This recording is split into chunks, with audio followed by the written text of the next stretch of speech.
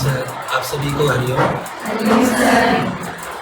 तो आज हमारी कार्यशाला का ये तृतीय दिवस है और आज के इस कॉमन सेशन में सामाजिक विषय से संबंधित जो सर ने कहा कि आप थोड़ा सा जो संविधान है वो कैसे बना, क्यों बनाया गया, उसका क्या महत्व है और हमारे लोकतंत्र में उसकी क्या भूमिका है, तो हमारी डेमोक्रेसी है उसमें उसकी क्या भूमिका है।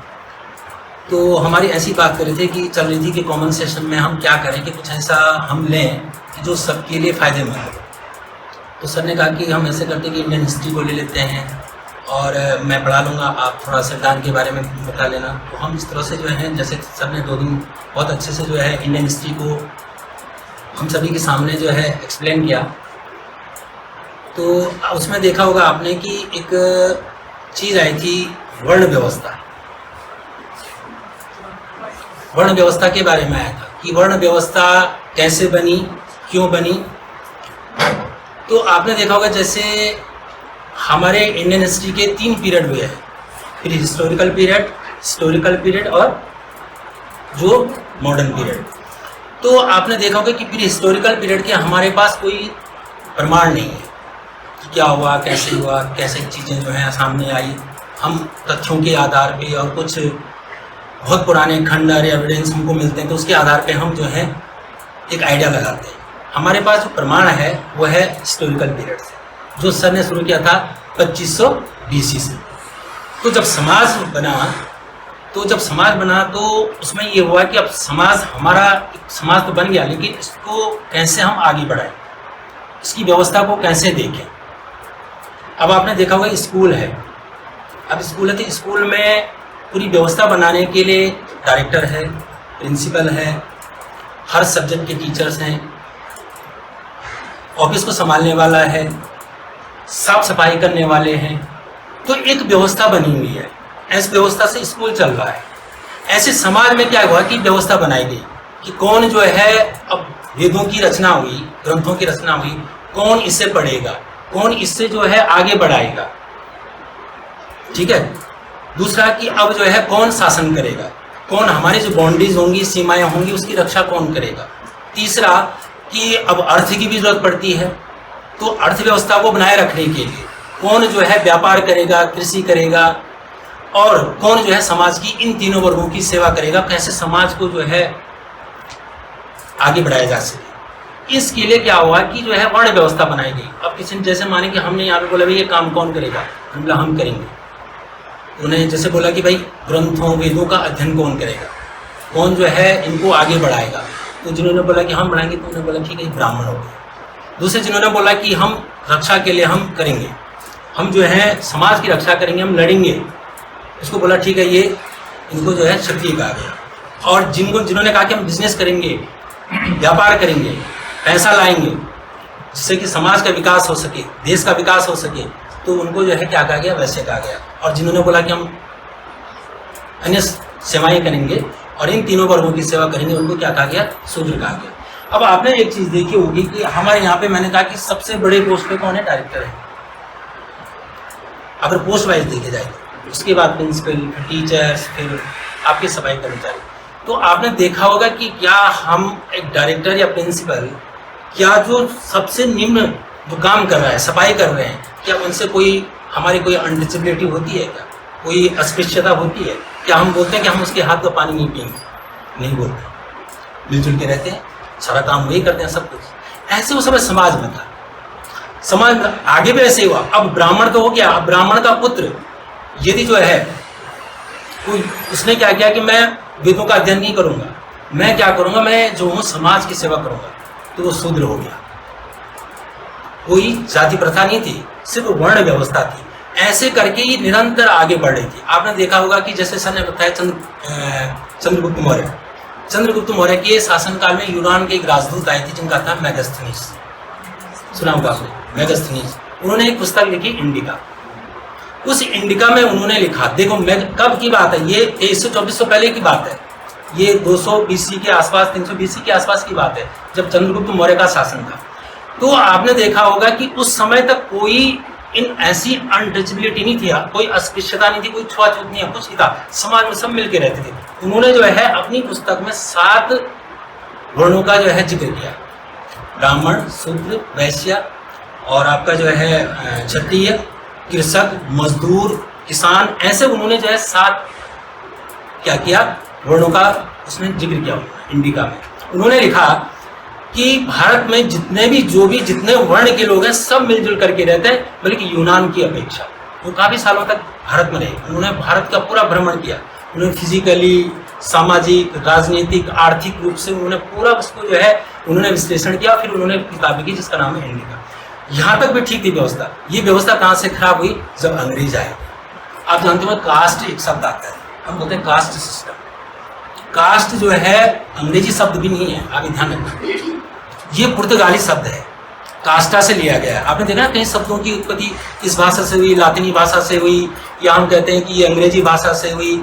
आपने देखा हो कई बार जो है इंग्लिश कमेंटेटर जो इसमें क्रिकेट में दूसरा ही बोलता है, दूसरा एक स्पिनर होता है, वो बॉल ऐसे फेंकता है, दूसरा बोलता है उसको।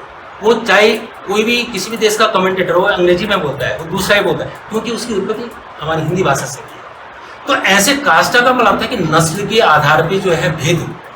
अब देखो यूरोप में जो है इसका मतलब कितना भेदभाव था, वहाँ पे नस्लवाद था। आपको देखा हुआ जैसा ने कहा कि यूरोप में जो है एक समय ऐसा भी था, 4वीं शताब्दी से लेकर के और लगभग 16वीं शताब्दी तक उसको डार्क एज कहा जाता था। डार्क एज, अंधकार का युग, यूरोप पूरा अंधकार फैला हुआ था, पूरा सामंतवाद का जो है बोलबाला था। श्रमिक वर्ग या जो नीचे का वर्ग था उनके साथ बड़ा भेदभाव किया जाता था। हमारे यहाँ तब तक नहीं था। हमारे यहाँ ये भेदभाव, ये कास्ट सिस्टम आया तो वर्ण व्यवस्था किस में बदल गई? जाति में बदल गई। और जाति क्या हो गई? जन्म से। जाति का मतलब होता है कि जन्म से जो पैदा होता है उसे जाति कहते हैं। वर्ण व्यवस्था होती है कर्मों से। वर्ण व्यवस्था कर्म, जिसके जैसे कर्म होते थे वो उसको, अगर वो ब्राह्मण के कर्म है तो ब्राह्मण बोला जाता था, अगर उसके क्षत्रिय के कर्म है, युद्ध करता है, क्षत्रिय के कर्म से क्षत्रिय कहा जाता। तो ऐसी व्यवस्था थी। लेकिन आज जो है अंग्रेजों ने इसको बड़ा स्ट्रॉन्ग और इसको जो है अपने शासन के लिए, जैसे आपने देखा होगा कि फूट डालो शासन करो, ऐसे उन्होंने एक व्यवस्था बनाई और उन्होंने कास्ट सिस्टम को जो है ऐसे ही बना दिया कि जन्म से जो है, अभी ब्राह्मण है तो ब्राह्मण का पुत्र, चाहे उसे कोई भी कुछ भी नहीं आता होगा लेकिन वो ब्राह्मण है। हम जैसे बोलते हैं ना कुछ नहीं आता, कोई पंडित जी बोलते ही है। क्षत्रिय का पुत्र चाहे कितना डरपोक होगा, बोलता हम बड़े तौर से कहता है कॉलर खड़े करके, मतलब क्षत्रिय होगी, राजपूत। वैश्य चाहे वो कोई बिजनेस नहीं होगा, कुछ भी नहीं होगा, लेकिन वैसे यानी कि समाज, क्योंकि अब जन्म, जाति का मतलब होता है जन्म से, वर्ण का मतलब होता है कर्म से। कर्म से जो प्रवृत्ता है तो वर्ण कहते हैं। तो ये चीज़ें थी। तो ये आज जो है इतना, और इसको जो है हमारी पॉलिटिकल पार्टीज ने और इसको स्ट्रॉन्ग बना दिया। आज देखा होगा हम बोलते हैं ये जाति उस जाति का, ये हमारा वोट बैंक के लिए हमने जो है बहुत सारी चीज़ें वो कर दी है। आज ठीक है हम पढ़े लिखे हो गए, बहुत समाज हमारा पढ़ा लिखा हो गया है, लेकिन हमारी जो अनडिजिबिलिटी है वो थोड़ा सा धीरे धीरे खत्म होती जा रही है। जो अस्पृश्यता है वो धीरे धीरे खत्म होती जा रही है, लेकिन इतना जल्दी ये चीज़ें आसानी से जाएंगी भी नहीं, समय लगता है। दूसरा सर ने कहा कि देखा होगा कि जो भी विदेशी आक्रमणकार आया है वो कहाँ से आए? सब नॉर्थ इंडिया की तरफ से, पश्चिम से होते हुए और नॉर्थ इंडिया की तरफ। आपने एक चीज़ गौर किया होगा कि नॉर्थ इंडिया के लोग और साउथ इंडिया के लोगों में थोड़ा अंतर क्या है कि नॉर्थ इंडिया के लोग एकदम एग्रेसिव हो जाते हैं, बहुत जल्दी गुस्सा हो जाते हैं, युद्ध करने के लिए, लड़ने के लिए जो है मर जाते हैं, क्योंकि ये हमारे पूर्वजों ने ये सहा है, बार बार विदेशी आक्रमणकारियों को झेला है, तो इसलिए वो एग्रेसिव हो जाते हैं। और साउथ इंडियन लोग देखो बड़े शांत होते हैं, क्योंकि जो भी विदेशी आक्रमणकारी थे वो वहाँ तक पहुँचे ही नहीं थे साउथ में, क्योंकि वो एक पठारी क्षेत्र था, थोड़ा आसान नहीं होता था आगे बढ़ना, तो वहाँ तक नहीं बढ़ती, इसलिए वहाँ के शांत। और आपने देखा होगा कि हमारी जो आर्मी है दक्षिण भारत से एक ही आर्मी है, मद्रास रेजिमेंट। हमारे यहाँ उत्तर भारत में देखो Dogra regiment, Jat regiment, Garhwal regiment, Kumaon regiment, आपका जो है सिख रेजिमेंट, आपका राजपूत रेजिमेंट, गोरखा रेजिमेंट, बहुत सारे रेजिमेंट हैं, क्योंकि योद्धा होते थे। दक्षिण भारत के लोग आज भी ऐसे जैसे उत्तर भारत के लोग होते हैं या उत्तर और पश्चिम भारत के लोग होते हैं ऐसे। तो खैर ये थोड़ा सा मैं, अब जो मेरा टॉपिक है वह है संविधान।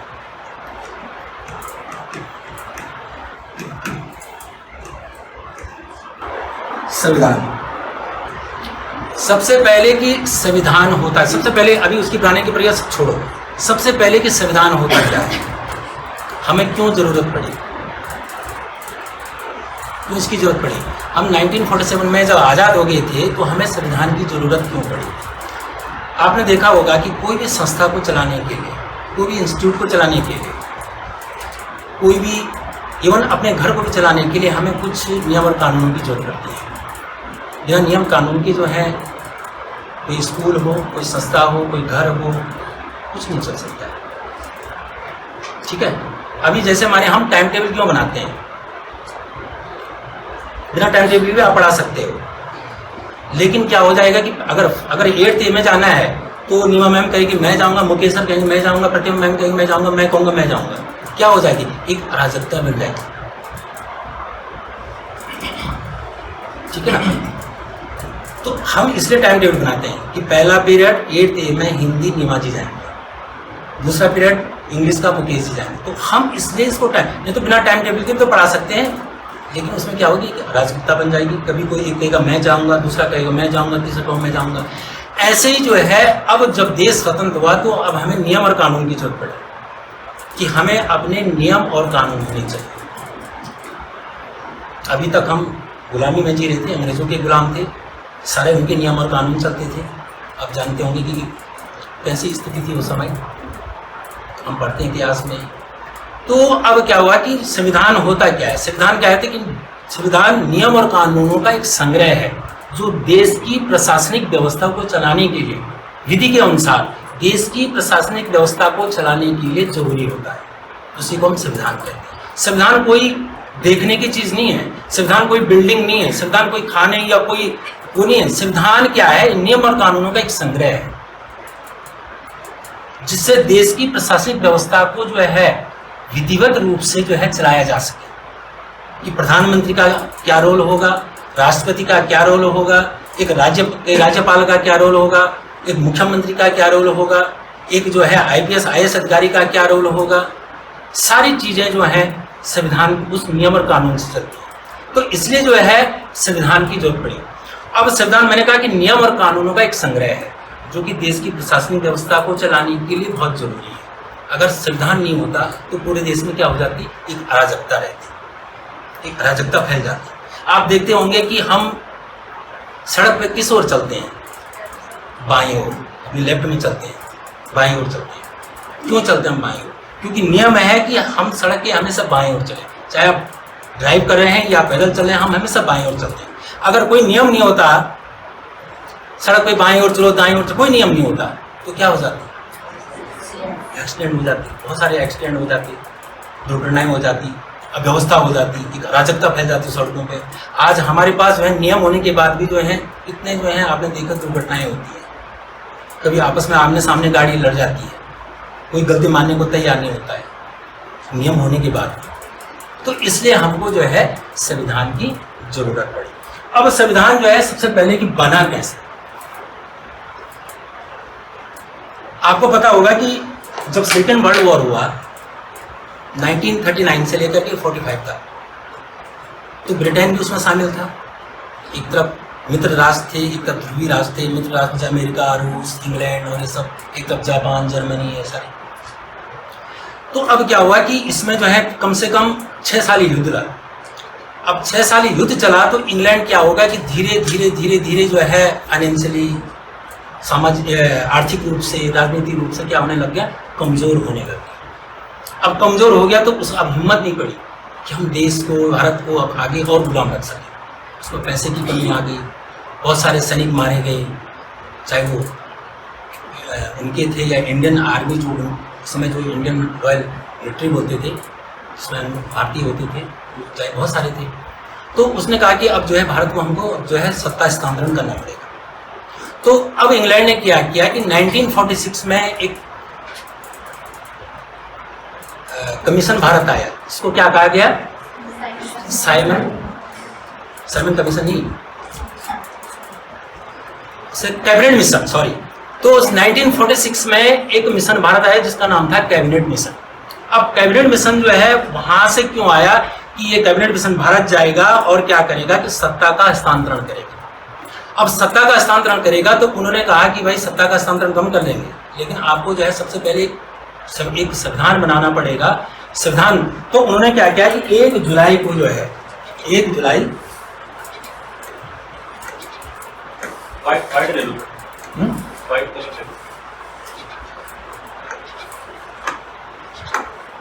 1 जुलाई और यानी कि 1946 को एक संविधान सभा का जो है संविधान सभा का गठन हुआ। ठीक है, 1 जुलाई 1946 को क्या हुआ कि जो भारत आया था तो कैबिनेट मिशन, तो उसने क्या किया कि जो है 1 जुलाई 1946 को उसने जो है जो संविधान सभा का गठन किया। संविधान सभा का गठन किया, इसमें उस समय जो सदस्य थे वो थे 389 सदस्यों की जो है एक सभा गठित की गई, जिसको दिया गया संविधान सभा। एक सभा गठित की गई जिसका नाम था संविधान सभा। संविधान सभा जिसमें 389 जो है मेंबर्स थे, जिसमें से बहुत सारे मेंबर्स जो हमारे जो प्रांत थे उन प्रांतों से थे, जो अंग्रेजों के गुलाम थे। कुछ सदस्य जो है इसमें जो उस समय रियासतें थी उन रियासतों से थे। कुछ सदस्य जो है उन्होंने क्या किया कि जो अल्पसंख्यक वर्ग था, मुस्लिम, सिख और अन्य, उससे थे। और कुछ सदस्य जो है उस समय जो कांग्रेस थी उससे थे, और कुछ जो है मुस्लिम लीग से थे। तो ऐसे कुल मिलाकर के क्या हुआ, 389 सदस्यों का एक सभा गठित की गई। ठीक है, 389 सदस्यों की, जिसमें मैंने कहा बहुत सारे जो हैं जो अंग्रेज जो प्रांत थे वहाँ से थे। 9 सदस्य इसमें जो है रियासती जो थी उनसे थे। बहुत सारे जो है मुस्लिम लीग से थे, और सबसे ज़्यादा जो सदस्य थे वो थे कांग्रेस से, क्योंकि उस समय आज की जो कांग्रेस है उस समय की कांग्रेस में जो है बहुत फर्क है। वो कांग्रेस जो है एक क्रांति, एक पार्टी, ऐसी पार्टी कि देश को आज़ाद करने में जिसने अपना महत्वपूर्ण रोल दिया। और आप जानते हैं कि 1947 में जब आज़ाद हुआ तो महात्मा गांधी पार्टी को खत्म करना चाहते थे, लेकिन जवाहरलाल नेहरू के सामने उनकी चलती नहीं थी ज़्यादा, तो जवाहरलाल नेहरू का नहीं, तो अभी भी चलती रही। तो उसमें से अब क्या हुआ कि अब ये सदस्यों का चुनाव कैसे हुआ। सदस्यों का चुनाव हुआ कि 10 लाख जनता के ऊपर एक सदस्य चुना गया। 10 लाख जो जनता थी उसके ऊपर क्या हुआ कि एक सदस्य का चुनाव हुआ। चुनाव का मतलब मनोनीत किया गया कि 10 लाख के बीच एक सदस्य, 10 लाख के बीच एक सदस्य। तो ऐसे करके 389 सदस्यों का क्या हुआ, चुनाव हुआ। ठीक है, तो इसका जो चुनने का जो था वो था 10 लाख के ऊपर एक सदस्य था।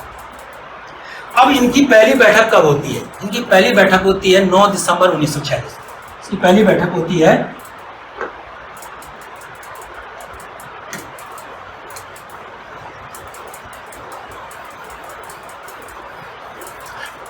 अब इनकी जो पहली बैठक होती है वो होती है 9 दिसंबर 1946 को। 1946 को पहली बैठक होती है संविधान सभा की, जिसमें सबसे पहले अस्थायी अध्यक्ष चुना जाता है, जिनका नाम था सच्चिदानंद सिन्हा। अस्थायी अध्यक्ष उनका नाम था क्या, सच्चिदानंद सिन्हा। लेकिन क्या हुआ कि 2 दिन बाद ही जो मुस्लिम लीग था उसने इसका विरोध कर दिया। उसने बोला कि हमें सच्चिदानंद सिन्हा अध्यक्ष नहीं चाहिए, हमें अध्यक्ष नहीं चाहिए। फिर क्या हुआ कि 11 दिसंबर को जो है 1946 को ही जो है जो पहला स्थायी अध्यक्ष चुना गया, जो पहले परमानेंट अध्यक्ष थे, स्थायी अध्यक्ष, उनका नाम था डॉक्टर राजेंद्र प्रसाद। क्या नाम था? डॉक्टर राजेंद्र प्रसाद। ये हमारे जो हैं संविधान सभा के पहले स्थायी अध्यक्ष हैं। और पहले स्थायी अध्यक्ष कौन है? डॉक्टर सच्चिदानंद सिन्हा, क्योंकि उस कमेटी के सबसे बुजुर्ग मेंबर थे। तो सबसे बुजुर्ग मेंबर होने के कारण उन्हें जो है अध्यक्ष चुना गया। लेकिन मुस्लिम लीग को ये पसंद नहीं आया। जब मुस्लिम लीग को पसंद नहीं आया तो तब क्या हुआ कि 11 दिसंबर 1946 को जो है कि भाई एक स्थायी अध्यक्ष जो है बनाया जाए, और वो थे डॉक्टर राजेंद्र प्रसाद, जो हमारे देश के पहले प्रेसिडेंट भी रहे, पहले जो है राष्ट्रपति भी रहे जब हमारा संविधान लागू हुआ 1950। तो अब क्या हुआ कि अब जब ये इस तरह से आगे चलता रहा तो अब हमारा संविधान जो है कंप्लीट हो गया। तो संविधान बनने में कितना समय लगा? 2 साल 11 महीने और 18 दिन। और ये बनकर के कंप्लीट हुआ 26 नवंबर 1949। यानी कि जब 9 दिसंबर 1946 को पहली जो है संविधान सभा की पहली बैठक होती है, उसके बाद जो है 11 दिसंबर 1946 को पहला अस्थायी अध्यक्ष चुना जाता है, फिर जो है क्या नाम इसका 9 दिसंबर को, फिर 11 दिसंबर को पहला स्थायी अध्यक्ष चुना जाता है जिनका नाम डॉक्टर राजेंद्र प्रसाद था। अब ये जो है इस तरह से जो है फिर क्या हुआ, समितियां बनी इसमें समितियां भी बनी, 13 समितियां बनी इसमें। इस विधान जो आपके संविधान सभा है इसमें 13 समितियां, कौन कौन सी, जैसे आपने देखा इस संचालक समिति बनी जिसके अध्यक्ष स्वयं डॉक्टर राजेंद्र प्रसाद थे। दूसरी प्रांतीय समिति बनी, प्रांतीय समिति जिसके अध्यक्ष थे सरदार वल्लभ भाई पटेल। तीसरी बनी सबसे मुख्य और मेन प्रारूप समिति, इसका नाम है प्रारूप समिति, जिसको हम ड्राफ्टिंग कमेटी भी कहते हैं, ड्राफ्टिंग कमेटी, प्रारूप समिति, इसका नाम था प्रारूप समिति। ये जो प्रारूप समिति थे इसके अध्यक्ष थे भीमराव अंबेडकर। भीमराव अंबेडकर जो प्रारूप समिति के अध्यक्ष थे वो थे भीम। अभी देख लो संविधान सभा के अध्यक्ष कौन थे, और प्रारूप समिति जो ड्राफ्टिंग कमेटी थी उसके अध्यक्ष कौन थे, भीमराव अंबेडकर। ऐसे झंडा समिति और ऐसे 13 समितियां जो है बनाई गई, 13 समितियां बनाई गई। इन्होंने दिन रात इसके ऊपर कार्य किया। कार्य करने के बाद जो है आखिरकार 26 नवंबर 1949 को हमारा संविधान बनकर के तैयार हुआ, जिसको बनने में लगे कितना, 2 साल 11 महीने और 18 दिन। अब हम बोलेंगे कि इतना लंबा समय क्यों लगा, 2 साल 11 यानी कि लगभग 3 साल ही मान के चलो, इतना लंबा समय क्यों लगा? क्योंकि जो कमेटी के सदस्य थे और जो हर समिति के जो अध्यक्ष थे उन्होंने बोला भाई कि हमारा संविधान ऐसा होना चाहिए कि जो दीर्घकालीन तक चले, ऐसा नहीं हो कि वो 10 साल बाद 20 साल बाद फिर ये संविधान जो है खत्म हो जाए और फिर अराजकता फैल जाए। इसको ऐसा बनाया जाए, सुदृढ़ बनाया जाए। अब क्या हुआ कि इसमें जो है 2 साल 11 महीने इसलिए कि पहले इन लोगों ने क्या किया, विदेशों के संविधान को पढ़ा, अमेरिका के संविधान को पढ़ा, ब्रिटेन के संविधान को पढ़ा, कनाडा के संविधान को पढ़ा, ऑस्ट्रेलिया के संविधान को पढ़ा, साउथ अफ्रीका के संविधान को पढ़ा। हर संविधान, हर देश जो उसमें आजाद हो चुका था जिनका अपना संविधान था, हर संविधान को पढ़ा, हर संविधान को पढ़ा।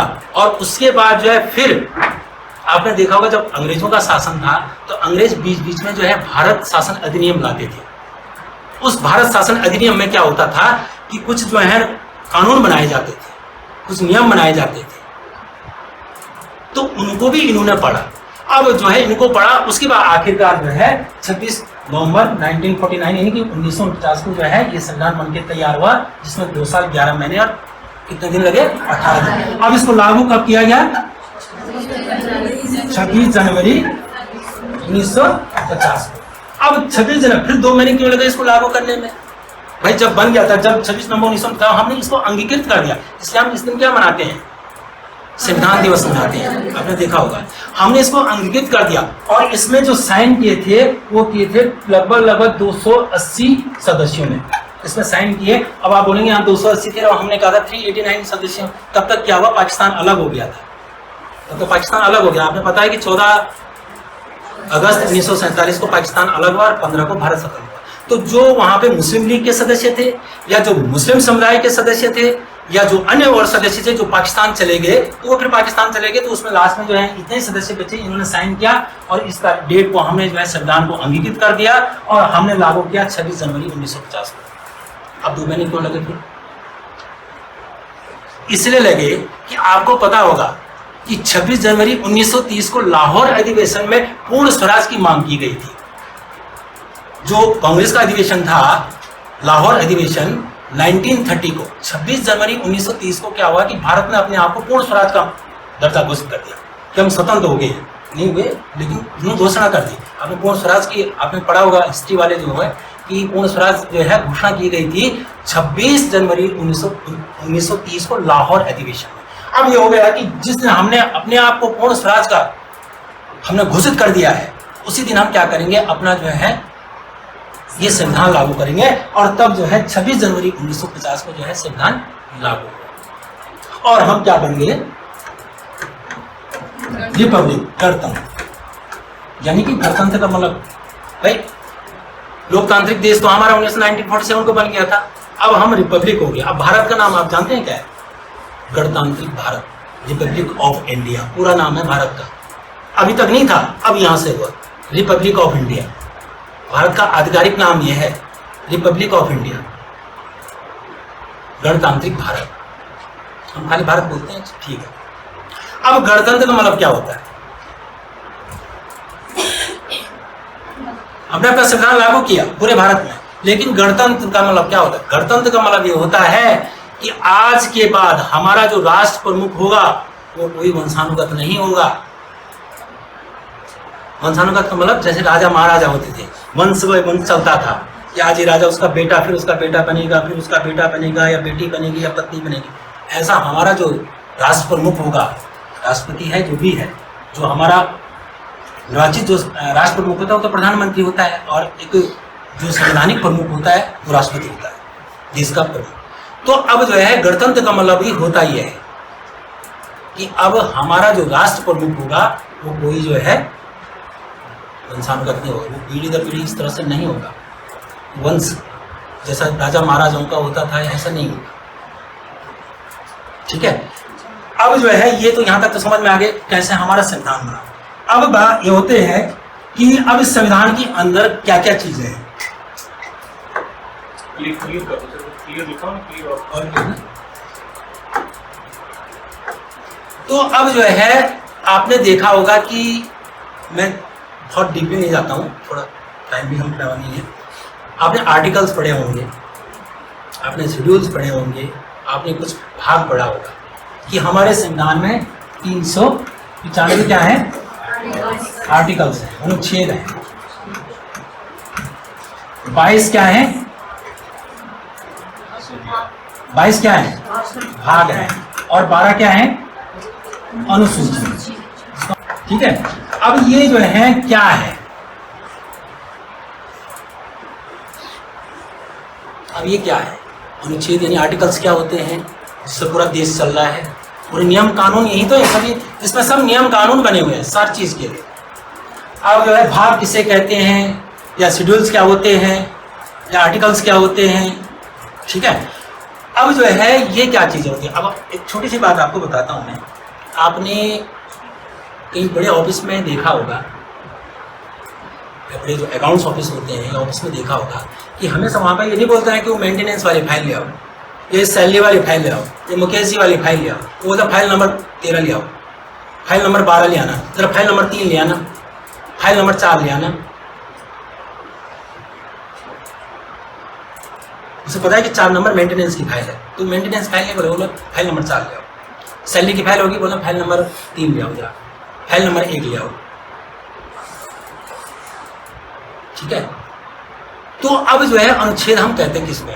अब संविधान को क्या हुआ कि संविधान तो ऐसे भी लिखा जा सकता था, एक कथा की तरह, एक कहानी की तरह भी लिखा जा सकता था संविधान, लेकिन फिर पढ़ते कैसे उसको, कैसे पता चलता कि कौन सा भाग, कौन सा पॉइंट, कौन सा बिंदु कहाँ पे काम करता है। आपने देखा हो जब हम कोई कथा पूरी एक उपन्यास पढ़ते हैं तो कोई उसमें जो है हम सीधे पढ़ते हैं और पढ़ते जाते हैं, बस पढ़ते जाते हैं।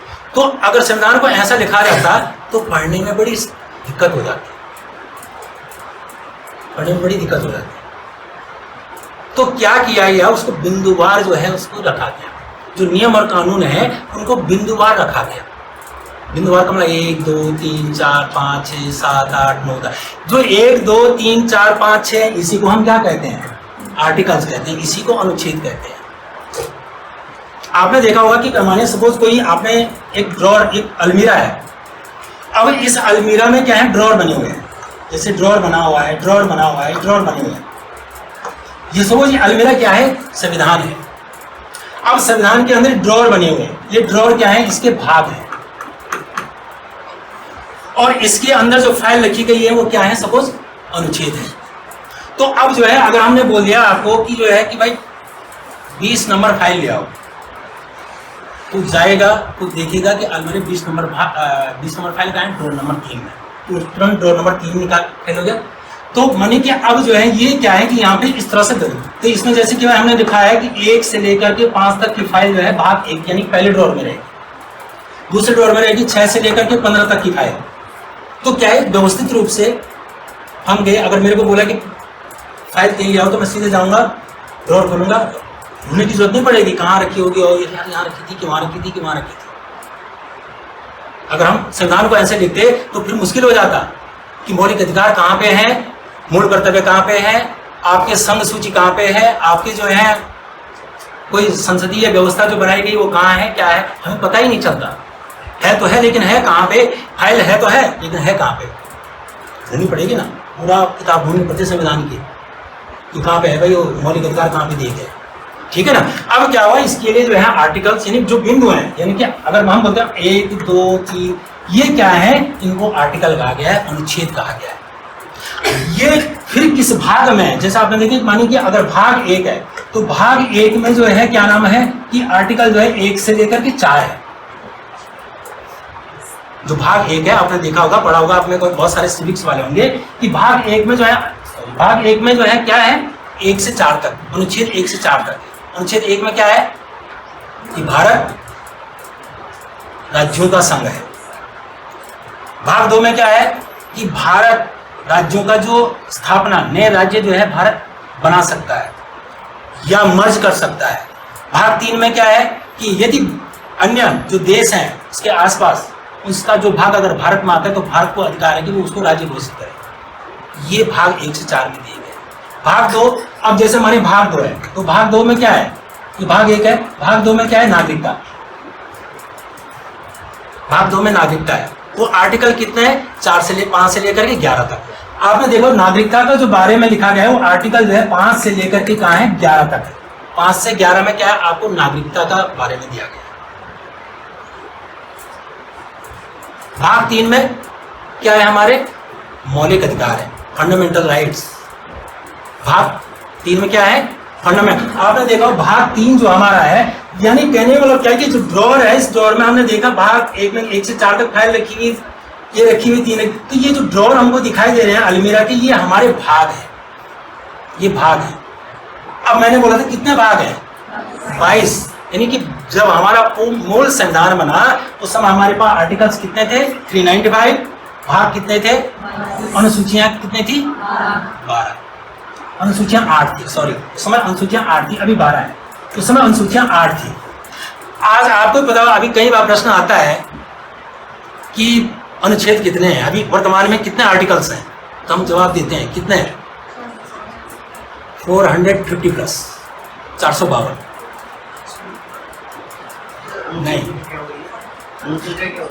अनुसूचिया बता, 452, ये 453 के आसपास है। संशोधन करते करते, संशोधन लास्ट संशोधन हुआ था, कौन सा संशोधन हुआ था लास्ट,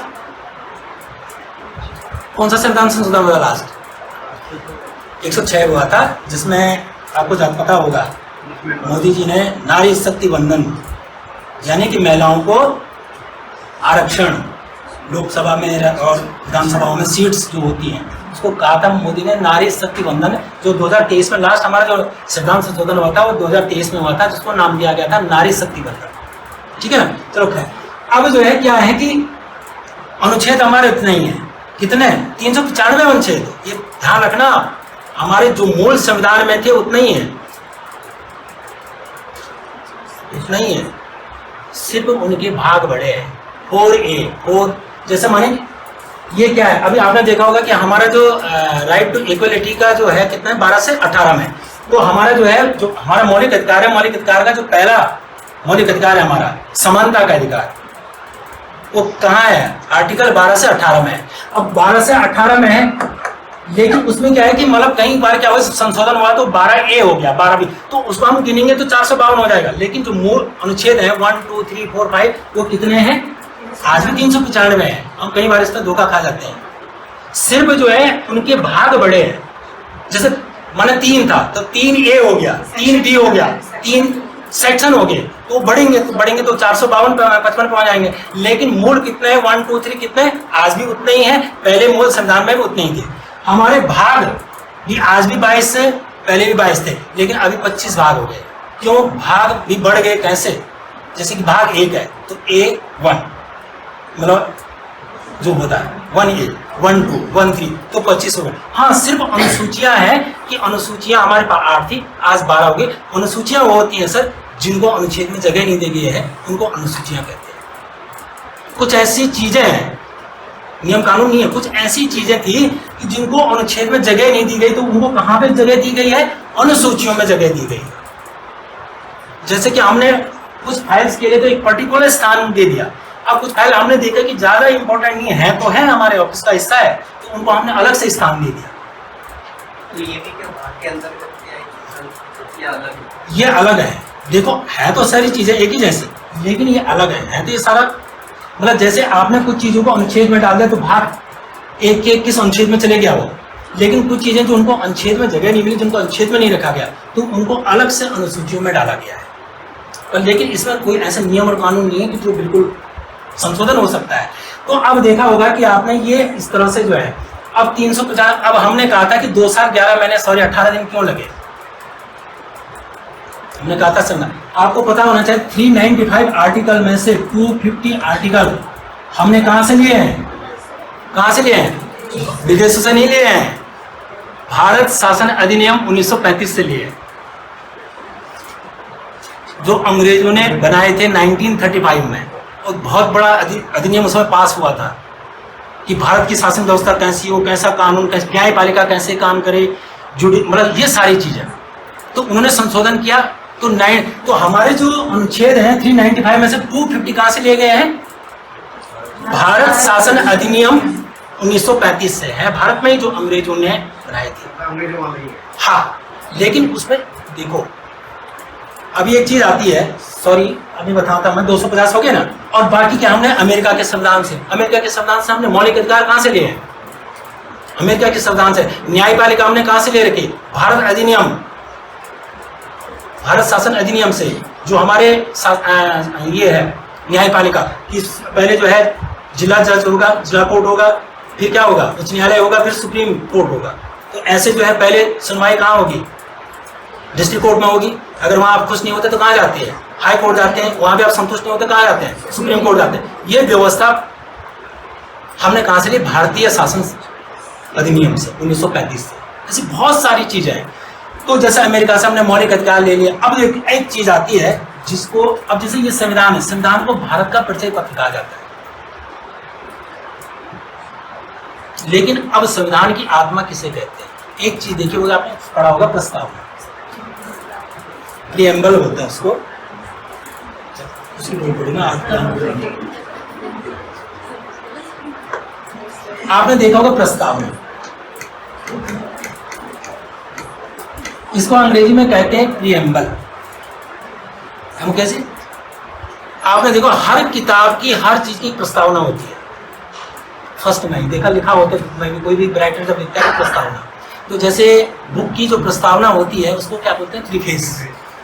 लेकिन यहाँ पे नहीं बोलेंगे प्रीफेस, कोई नॉर्मल बुक की प्रस्तावना को, एक स्पीच की भी प्रस्तावना होती है, उसको इंट्रोडक्शन बोलते हैं, इंट्रोडक्शन ऑफ स्पीच। जो स्पीच की प्रस्तावना होती है, आपने कोई भाषण तैयार किया, उसकी जो प्रस्तावना होगी उसको इंट्रोडक्शन बोलते हैं, या कोई बुक की प्रस्तावना है उसको प्रीफेस बोलते हैं। और जो कानून विधि के द्वारा कोई चीजें तैयार की जाती हैं या कोई संसदीय कार्य के लिए, तो उसकी जो प्रस्तावना होती है उससे हम कहते हैं प्रीएम्बल। अब ये प्रस्तावना जो है ये कहां से शुरू होती है, वी से शुरू होती है, वी हम, we the people of India, हम भारत के लोग, यहां से प्रस्तावना शुरू होती है। प्रस्तावना को संविधान की आत्मा कहा गया है। जब कोई बुक देखते हैं और उसकी प्रस्तावना को पढ़ते हैं शुरू में, तो पता चल जाता है कि बुक कैसी होगी, इसमें क्या दिया गया होगा। तो जो प्रस्तावना है उसको संविधान की आत्मा कहा गया है, कुंजी कहा गया है इसको। यानी कि we the people of India, हम भारत के लोग। हम भारत के लोग का मतलब कि जनता। देखो संविधान किसके लिए बना है, जनता के लिए बना है। और संविधान को स्ट्रॉन्ग कौन बनाता है, जनता बनाती है। उसको ताकत कौन देती है, संविधान को ताकत कौन देती है, जनता देती है। क्योंकि हम लोकतांत्रिक राष्ट्र में जीते हैं, हम डेमोक्रेटिक, हमारा जो देश में डेमोक्रेटिक कंट्री, लोकतांत्रिक राष्ट्र। तो अब प्रस्तावना में देखा होगा कि हमारे, अब देखो प्रस्तावना है, हमारे संविधान में बहुत सारी कमियां भी हैं। अगर हम आज के हिसाब से देखें तो प्रस्तावना, अब क्या हुआ कि प्रस्तावना तैयार की गई, उसका स्रोत क्या था, जनता, we the people of India, हम भारत के लोग। स्रोत क्या था उसका, कि क्या है, संप्रभु है, ये उसका स्वरूप है। प्रस्तावना का स्वरूप क्या है? संप्रभु है। दूसरा क्या है? समाजवाद है, समाजवादी है। तीसरा धर्मनिरपेक्ष है, जो बड़ी चालाकी से इसमें जोड़ा गया, बाद में बताऊंगा अभी। धर्मनिरपेक्षता है। और क्या है? धर्मनिरपेक्षता है, लोकतांत्रिक है और गणतांत्रिक है। ये कुछ इसके जो है स्वरूप है। और उद्देश्य क्या है कि न्याय है, चाहे वो सामाजिक न्याय हो, आर्थिक न्याय हो, बहुत सारी चीजें हैं। ये पूरी प्रस्तावना, इतनी चीजें इसमें, उसका स्रोत है, स्वरूप है, उद्देश्य है। और सबसे पहले कहाँ से शुरू होता है? वी से शुरू होता है। हम भारत के लोग से होता है, क्योंकि भारत के लिए बनाया, जनता ही इसको जो है ताकत देती है। संविधान से ऊपर कोई नहीं है, चाहे प्राइम मिनिस्टर हो चाहे राष्ट्रपति। तो कहने का मतलब क्या है कि अब जो है इसमें धर्मनिरपेक्षता शब्द कहां से जोड़ा गया? धर्मनिरपेक्षता का मतलब जानते हो आप? धर्मनिरपेक्षता का मतलब होता है कि किसी भी राष्ट्र का कोई आधिकारिक धर्म नहीं होता है। ये हमारा सबसे बड़ा दुर्भाग्य है हमारे भारत का। जब आपने देखा पार्टीशन हुआ था, आज पाकिस्तान क्या एक इस्लामिक राष्ट्र है। आप ईरान इराक चले जाओ, एक इस्लामिक राष्ट्र है। इवन बांग्लादेश एक इस्लामिक राष्ट्र। आप बहुत सारे यूरोप महाद्वीप में चले जाओ, तो पूरा मुस्लिम राष्ट्र है, पूरी ईसाई राष्ट्र। वहाँ कोई दूसरे धर्म का कोई व्यक्ति संवैधानिक पद पर नहीं जा सकता है। हम इसलिए उनको बोलते हैं इस्लामिक राष्ट्र बोलते हैं। लेकिन हाँ, भारत को क्या हम हिंदू राष्ट्र बोलते हैं? ये धर्मनिरपेक्ष शब्द जो जुड़ा है इसमें सारा जो है। धर्मनिरपेक्ष का मतलब है कि शासन का कोई धर्म नहीं होता है। व्यक्ति का धर्म हो सकता है, प्रधानमंत्री का धर्म हो सकता है व्यक्तिगत, लेकिन सरकार का कोई धर्म नहीं होता है, चाहे वो स्टेट गवर्नमेंट हो चाहे सेंट्रल गवर्नमेंट। आप जब इस्लामिक कंट्री में जाते हैं तो वहाँ जो है धर्म होता है, तो सरकार का धर्म क्या है? इस्लामिक है। धर्म क्या है? ईसाई है, होना तो चाहेगा हिंदू। ये कैसे कब जोड़ा गया? ये पहले जब मूल प्रस्तावना जब तैयार की गई तो उस समय नहीं था ये धर्मनिरपेक्ष शब्द। ये 42वें जो 42वां संशोधन हुआ, संविधान संशोधन हुआ 1976 को, 42वां संविधान संशोधन हुआ। उससे पहले कई बार केसेस चले। ये रिट दायर की गई हाई कोर्ट में, जब केशवानंद भारती थे और केरल गवर्नमेंट के बीच कुछ वाद विवाद हुआ, तो प्रस्तावना के ऊपर वाद विवाद हुआ। तो उससे पहले बोला कि प्रस्तावना को संविधान का अंग नहीं माना गया था और इसमें कोई जो है संशोधन नहीं हो सकता है। लेकिन 1973 में फिर सुप्रीम कोर्ट ने अपना आदेश को बदला। उन्होंने कहा कि ये प्रस्तावना को उन्होंने क्या किया कि ये संविधान का अंग है, इसमें संशोधन हो सकता है। और वो संशोधन कब किया गया? 42वां संशोधन किया गया 1976 में। और इसमें चुपके से क्या जोड़ दिया गया? धर्मनिरपेक्षता और समाजवादी शब्द। इससे पहले भी नहीं था सर, इससे पहले नहीं था। इंदिरा जो भी उसमें कांग्रेस की गवर्नमेंट थी, संशोधन कौन करता है? सरकार करती ना संशोधन। तो उसके पास बहुमत था, अभी तो 2/3 बहुमत होने चाहिए, तो 2/3 उनके पास बहुत सारा बहुमत था, और कोई थे नहीं। तो अब जो है इसको धर्मनिरपेक्ष का मतलब होता है कि देश के सरकार का, प्रशासन का कोई धर्म नहीं था। इसलिए तो हमारे यहाँ देखा होगा आपने, हम कहते हैं कि हम धर्मनिरपेक्ष लोग हैं, सेक्युलरिज्म, हम सेक्युलर हैं, हम सभी धर्मों का आदर करते हैं, ये करते हैं, इसको करते हैं। अभी आपने देखा एक मौलिक अधिकार आता है, पांचवा है ना? हाँ, मौलिक अधिकार है एक, वो है 29 से 30 में, सांस्कृतिक एवं शिक्षा का अधिकार। 6 मौलिक अधिकार है, फंडामेंटल राइट। पहला क्या है? समानता का अधिकार, स्वतंत्रता का अधिकार, शोषण के विरुद्ध अधिकार और धार्मिक स्वतंत्रता का अधिकार, और आपके जो है ये सांस्कृतिक एवं शिक्षा का अधिकार, और लास्ट में है ये हाँ, जो कॉन्स्टिट्यूशनल रेमिडाइज बोलते हैं, जिसको हम क्या बोलते हैं, वैधानिक उपचार, संवैधानिक उपचार का अधिकार। अब देखा होगा कि आर्टिकल, ये जो आर्टिकल में दिया गया है, आर्टिकल 28-29 क्या कहता है, यानी कि संस्कृत क्या कहता है, वो जो अधिकार दिया वो किसको दिया गया है? सिर्फ अल्पसंख्यकों को दिया गया, बहुसंख्यकों को नहीं दिया गया मौलिक अधिकार। वो वाला कि अल्पसंख्यक को खुली छूट है कि वो अपना निजी जो है धर्म का प्रचार के लिए कोई विद्यालय जैसे मदरसे क्यों चलते हैं? आप हिंदू धर्म में कभी ऐसे देखा कि जहाँ वेद पढ़ाए जा रहे हो? हम गीता पढ़ाते तो हमें आदेश नहीं है सरकार की हम गीता पढ़ाओ, हम तो अपने स्कूल के आड़ में पढ़ा रहे हैं।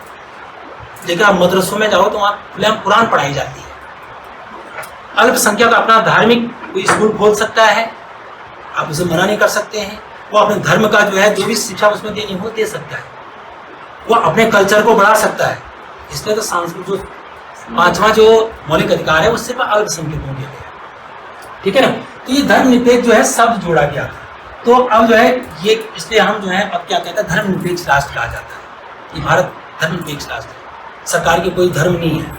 मोदी जी अपना स्वयं का व्यक्तिगत धर्म है उनका कि हिंदू धर्म है, लेकिन वो खुले मन से सरकार की तरफ से कोई धर्म का प्रचार प्रसार नहीं कर सकते। कोई मुख्यमंत्री या राज्य सरकार जो है कोई धर्म का प्रचार प्रसार नहीं कर सकती है, क्योंकि हम अब आपने देखा होगा कि ये जो हम पढ़ रहे थे आर्टिकल्स के बारे में, तो मैंने कहा था कि 250 तो कहाँ से लिए गए हैं, भारत शासन अधिनियम से, अन्य जो है कहीं कनाडा से लिए गए हैं। अब आपने देखा होगा कि अमेरिका से हमने मौलिक अधिकार, ये जो प्रस्तावना की बात कर रहा था मैं, सॉरी, ये प्रस्तावना का भी कहाँ से लिया गया, अमेरिका से। हमारा अपना कुछ नहीं है, इसलिए भारत को उदार का संविधान भी कहा जाता है, सुना होगा आपने कभी। हमारा कुछ नहीं है, हमने सारी चीजें बाहर से ले रखी, तभी तो 2 साल लग जा रहा, 3 साल लगा। हमने मौलिक अधिकार का कहाँ से लिए, अमेरिका। प्रस्तावना कहाँ से, प्रस्तावना का जो स्वरूप है वो कहाँ से लिया, और उसकी जो भाषा है कहाँ से ली, ऑस्ट्रेलिया से। उसकी जो भाषा है वो ऑस्ट्रेलिया से ली गई है। जो स्ट्रक्चर है, फॉर्मेट है कि प्रस्तावना होनी चाहिए, वो कहाँ से लिया, अमेरिका के संविधान से लिया। उसके अंदर जो भाषा है वो कहाँ से ली है, ऑस्ट्रेलिया से ली है। आयरलैंड नीति निर्देशक तत्व लिए हमने, मूल कर्तव्य लिए हमने कि मूल कर्तव्य क्या होनी चाहिए, कौन से अनुच्छेद में जो है, क्या नाम इसका, कहाँ पे जो है कि, तो सारी चीजें हमने बाहर से ली। संसदीय प्रणाली हमने कनाडा से संसदीय प्रणाली ली, कनाडा के संविधान से, किसी न किसी संविधान से हमने कुछ ना कुछ लिया है। इवन कि संविधान संशोधन होना चाहिए, ये हमने दक्षिण अफ्रीका के संविधान से लिया है। आपने देखा दक्षिण अफ्रीका के संविधान से हमने क्या लिया कि हमने लिया कि संविधान में संशोधन हो सकता है, इसलिए तो संविधान आज 106 संशोधन हो गए। अगर संशोधन नहीं होता तो फिर कैसे होता। तो जब संविधान बनाया जाता तो इसमें भाई की संविधान संशोधन हो सकता है। तो वो कहाँ से लिया, दक्षिण अफ्रीका के संविधान से लिया।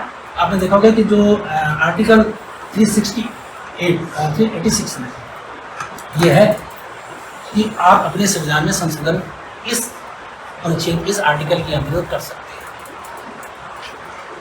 हैं। ऐसे बहुत देशों के संविधान से हमें बहुत सारी चीजें, ठीक है ना। अब जैसे मानिए आप, मैंने कहा था कि सब चीज आपको, जैसे भाग 1 में क्या है, आर्टिकल 1 से 4 तक भारत क्या है, राज्यों का संघ है और उससे संबंधित। भाग 2 में क्या है, नागरिकता से संबंधित। भाग 3 में क्या है, मौलिक अधिकार, फंडामेंटल राइट्स, मौलिक अधिकार। जो मौलिक अधिकार क्या होते हैं, अगर ये मौलिक अधिकार नहीं होता तो क्या होता, फिर हम यही समझते कि अभी भी हम गुलाम हैं। मौलिक अधिकार क्यों दिए गए, जनता के कल्याण के लिए दिए, जनता की विकास के लिए दिए गए। ये तो क्या मतलब है, जनता का कल्याण हो, उसका विकास हो, वो अपने तरफ से जिए और देश के विकास में अपना योगदान दे, उसको, इसलिए मौलिक अधिकार दिए। पहले 7 थे, लेकिन 44वें संविधान संशोधन 1978 में जब 44वां संविधान संशोधन हुआ तो संपत्ति के अधिकार को हटा दिया गया और उसको जो है आर्टिकल 300A में रखा गया। एक कानून, इस कानूनी को दिया गया, उसको दर्जा दिया गया। पहले तो वो मौलिक अधिकार था, लेकिन मौलिक अधिकार से हटा करके उसको जो है जो आर्टिकल 300A है उसमें उसको जो है जब संशोधन हुआ ना, आप देखो 300 तो मूल अधिकार है और ए क्या हो गया, फिर बढ़ गया वहां पे ए, यानी कि जो संपत्ति का अधिकार था, तो 44वां जो संविधान संशोधन था 1978 में, तो उस समय उस संपत्ति के अधिकार को हटा करके आर्टिकल 300A में डाला गया और उसको एक कानूनी जामा पहनाया गया कि अब कानून बन गया कि आप अपनी संपत्ति को कैसे बेचें, क्या बेचें। जैसे ये था कि आप अपनी संपत्ति रखने का अधिकार है, सब बहुत सारी चीजें थी उसमें, मौलिक अधिकार में था, लेकिन उसको हटा दिया गया था। अब देखा होगा कि मौलिक अधिकार में मैंने पहला मौलिक अधिकार कौन सा है हमारा, समानता का अधिकार, राइट टू इक्वलिटी। ये आर्टिकल कितने में है, 14 से लेकर के 18 में। अब आप बोलेंगे कि अब देखो यहीं पे बात आती है, कई बार जो है हम वो करते हैं, यार मैं भी ऐसे ही करता था, मैंने मौलिक अधिकार तो एक है समानता का, आर्टिकल इस पे जो है 4 लगा दिए, 14, 15, 16, 17, 18, ऐसा क्यों? प्रश्न तो हो सकता है ना, ऐसा क्यों हो सकता है ऐसा कि बस ठीक है भारत की सारी जनता को किसी धर्म, जाति, लिंग के आधार पर कोई भेदभाव नहीं होगा, सब समान है। अब उसके लिए आर्टिकल 14 से 18 को 14 में हो सकता है, इसके अंदर भी छोटी छोटी चीजें दी गई। अब समानता का मतलब सब समान है, कैसे समान है? आर्टिकल 14 में क्या दिया गया है? आर्टिकल 14 में दिया गया है विधि के समक्ष समानता, सॉरी विधि के समक्ष, अब विधि मतलब कानून, विधि के समक्ष समानता, विधि के समक्ष समानता, ये 14 में दिया गया। 15 में क्या दिया गया? जाति, धर्म, लिंग के आधार पर समानता, जाति, लिंग, धर्म के आधार पर समानता। अब चाहे नोट करने तो करिए ना ढंग से। 15 में दिया गया। 16 में क्या दिया गया है? सरकारी नौकरी, सबके लिए अवसर मिलेगा, ये नहीं कि इस जाति का तो इससे नहीं, इस धर्म का इससे नहीं, तो सरकारी नौकरी में समानता। ये क्या कहते हैं कि सरकारी नौकरी में समानता। अब सबसे मेन आता है, जिसकी बात मैंने अभी वर्ण व्यवस्था में भी की थी, आर्टिकल 17 बहुत इंपॉर्टेंट है। बहुत बार जो है जब हम वर्ण एग्जाम देते थे तो बहुत बार पूछा जाता था कि आर्टिकल 17 क्या है। जो अस्पृश्यता की बात होती है, जो अनटचेबिलिटी की बात होती है, जो छुआछूत की बात होती है, वो आर्टिकल 17 में है कि आप किसी से छुआछूत भेदभाव नहीं कर सकती हो। वो किस में है? आर्टिकल 17 में है। आर्टिकल 17, यदि आपके साथ ऐसा होता है तो आर्टिकल 17 के तहत जो भी नियम कानून होगा तो फिर उसके अंदर ऐसे जो भी सरकार की नियम। और 18 में क्या है कि मतलब कोई भी जो उपलब्धियां हैं तो उन उपलब्धियों का निष्कासन करना, या आप अपनी तरफ से ये नहीं सकते कि मैं महाराज हूँ, मैंने नवाब लगा दिया, मैंने महाराज लगा दिया, मैंने सर ले। अब जब सर है तो सर कहाँ की उपाधि? ये ब्रिटेन अंग्रेज देते थे, जो किसी फील्ड में बहुत काम कर, जैसे रविन्द्रनाथ टैगोर को भी सर की उपाधि मिली थी, लेकिन 1919 के जलियांवाला बाग हत्याकांड में उन्होंने सर की उपाधि लौटा दी थी। 1913 में जब उन्हें नोबेल पुरस्कार मिला था। तो ऐसे सर विवियन रिचर्ड्स एक वेस्ट इंडीज के बहुत बड़े बल्लेबाज भी हैं, सर विवियन रिचर्ड्स, सर उपाधि। तो ऐसी आप उपाधियां न ग्रहण कर सकते हो न किसी को दे सकते हो। तो ऐसे इसमें जो है अब समझ में आ गई कि 14 से 18 में है तो 14 में क्या है, 15 में क्या है, 16 में क्या है, 17 में क्या है, 18, ऐसी हर जगह होगा जहाँ पे 2-2, 3-3, 4-4 आर्टिकल होंगे। ऐसे स्वतंत्रता के अधिकार में भी है 18, 19 से 22 स्वतंत्रता का जो दूसरा मौलिक अधिकार है राइट टू फ्रीडम, तो राइट टू फ्रीडम का अधिकार है वो है 19 से 22। तो 19 में क्या है कि स्वतंत्रता, कि आप देश के किसी भी कोने में आवागमन कर सकते हो, आपको कोई नहीं रोक सकता, आप स्वतंत्र हो, तो उसकी स्वतंत्रता। 20 में इसकी स्वतंत्रता है, 21 में इसकी स्वतंत्रता, ऐसे करके।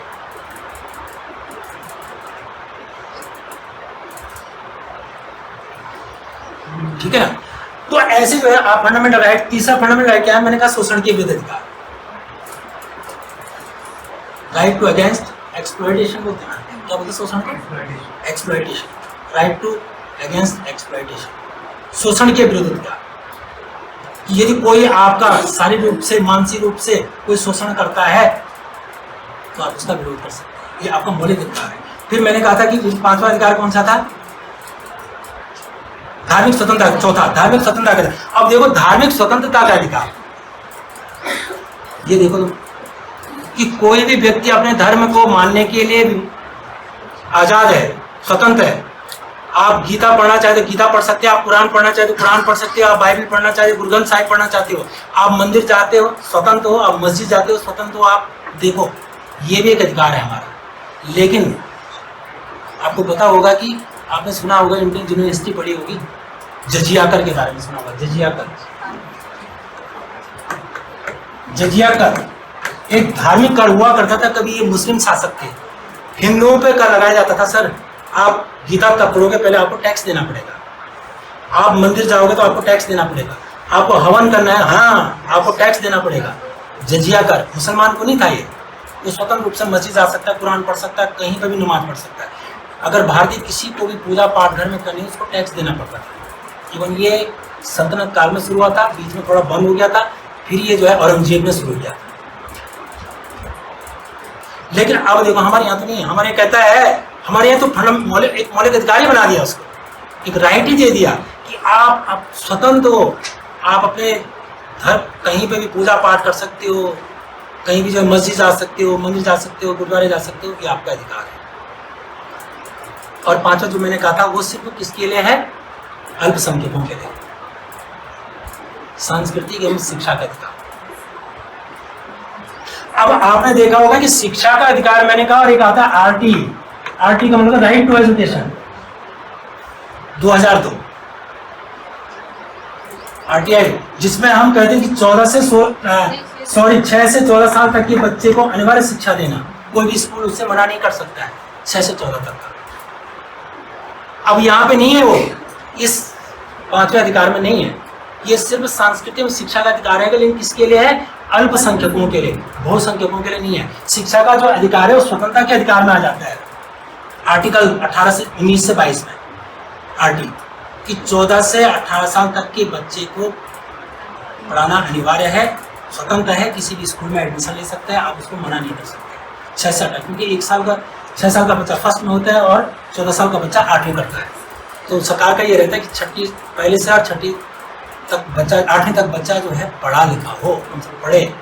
आपने देखा होगा कि एक आता है ह्यूमन रिसोर्सेस, मानव संसाधन, कौन से आयु वर्ग के अंतर्गत आता है? 15 से लेकर के 65 तक, क्योंकि 14 के बाद बच्चा अब कुछ कमाने बैठ जाता है, वो कहीं कर सकता है।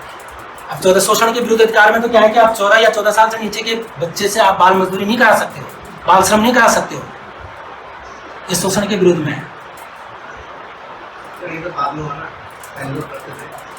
पहले करते थे, अभी भी करते हैं, ऐसा नहीं है। अभी हमारे बच्चे हैं सब 14 से नीचे ही है, अभी सब बगीचों में आम तोड़ने जा रहे हैं, उनसे दुखता है सब बच्चे। सर उनको पैसा मिल जाता, पेटी पैक करना, तोड़ना, पैक करना, तो उनको जो है 200-400 रुपये पर डे वो कमा लेते हैं। तो है तो है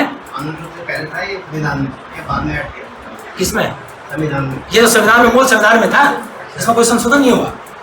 ये तो मूल संविधान में था कि आपको जो है, ये सिर्फ आरटी का नहीं, ये आरटी 6 से 14, ये 2002 में